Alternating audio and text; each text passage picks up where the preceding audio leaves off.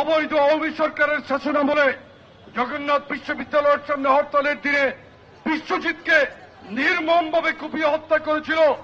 বিশ্বজিৎ নিজের প্রাণ বাঁচানোর জন্য ছাত্রলীগের গুন্ডাদেরকে বলেছিল যে আমি শিবির নই, আমি বিএনপি নই, আমি হিন্দু। তারপরও সে আক্রমণ থেকে বাঁচতে পারে নাই।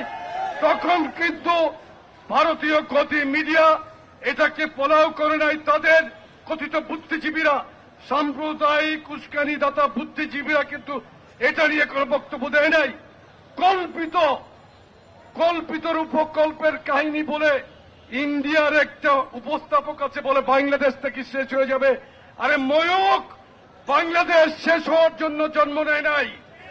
শহীদ রাষ্ট্রপতি জিয়াউর রহমান স্বাধীনতার ঘোষণা দিয়ে রণাঙ্গনে যুদ্ধ করেছিল। আমরা প্রত্যেকেই শহীদ রাষ্ট্রপতি জিয়াউর রহমান উত্তরসূরি।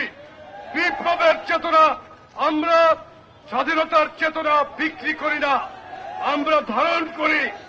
আমরা প্রতিনিয়ত এই রাজপথে আমাদের পদভার রেখে আমরা আমাদের বক্তব্য জানান দিয়ে যাব ইনশাল্লাহ।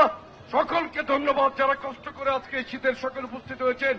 আমরা শান্তিপূর্ণ প্রতিবাদী পদযাত্রা নিয়ে ভারতীয় হাই কমিশন অভিমুখে যাব। আপনারা আমাদের সাথে শান্তিপূর্ণভাবে থাকবেন। ধন্যবাদ সকলকে বিপ্লবী সালাম। আল্লাহ হাফেজ। বাংলাদেশ জিন্দাবাদ। শহীদ রাষ্ট্রপতি জিয়াউর রহমান অমর হোক। দেশনেত্রী বেগম খালেদা জিয়া জিন্দাবাদ। জনাব তারেক রহমান জিন্দাবাদ।